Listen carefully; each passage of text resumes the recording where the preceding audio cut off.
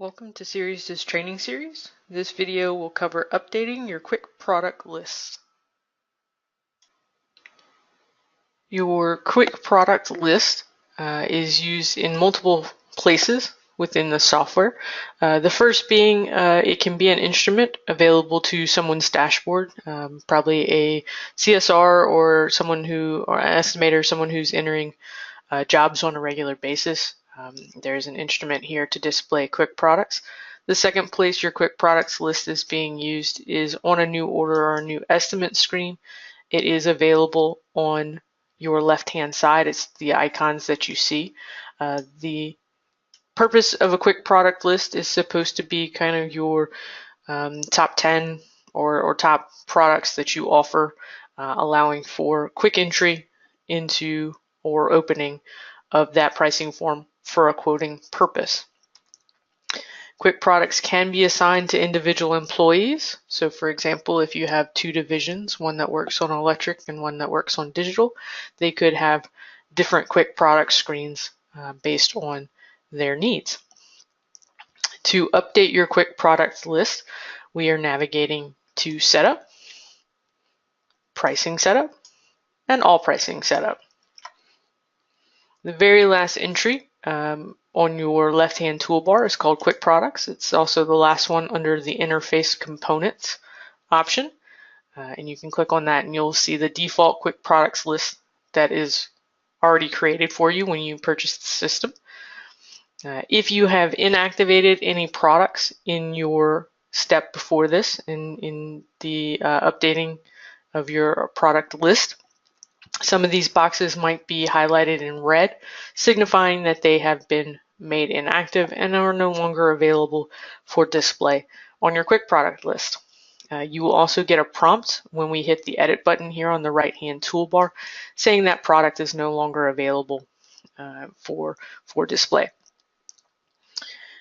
If you have all the categories that you need, you can feel free to edit or rearrange any of these into an order that makes sense for you. So if you do produce all these items, you can rearrange them.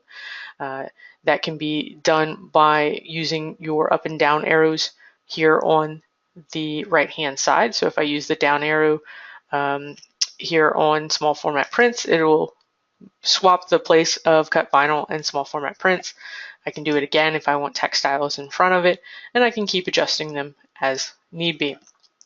If I don't produce an item at all and I don't need to reuse that position for something else, I can completely remove that item by the last button here on the right-hand side, Remove Current Item.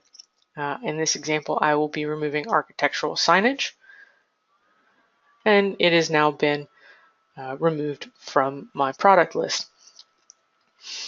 If you want to reassign a certain permission, say that there is an option not available on this list that you use fairly often, you can reuse one of the current positions if you don't need that product displayed, or you can add a new position with the add button at the top of the screen. Fairly common, people will want to just cut out a board or something provided by the customer. They just want to throw it on the router. So we're going to add the cutting product to our list. It does require you knowing a little bit about the product structure, which was covered in a previous video. But in this case, I'm going to Digital Ready, I'm going to Supporting, and I'm grabbing the cutting product to add it to my menu. And then of course I can add it, I can move it up or move it into the position that I would like. Each product gives you the opportunity to add an image to it. The default image is this kind of hammer image, but you can edit or reset that image to something that makes sense for your shop. You'll see a note up at the top. Any uploaded images should be 32 by 32 pixels in size. Once I'm satisfied with my changes, I can hit save or cancel on the right hand toolbar depending on what you're doing. And then if I needed a separate list, as we were talking earlier for our departmental list, maybe this is our digital list and we want to create one for our other department, there's now a clone option here on your right hand toolbar that will give you a launching point to create your next list, so you don't have to start from scratch. If you don't want to, you can clone that original list. If you are going to assign or create multiple lists and assign them, you will need to remember to come into Setup, Employee Setup, and then assign that list to that particular employee here in the Quick Product option grid. If you are going to use the same generic list for everyone, you don't have to make any changes. They will use the group list because it is the option that is available to them by default. However, if you need to override that so they look at a specific list, you can.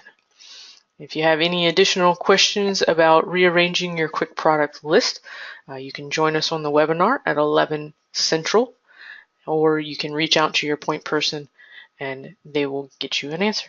Thank you for joining us and have a great day.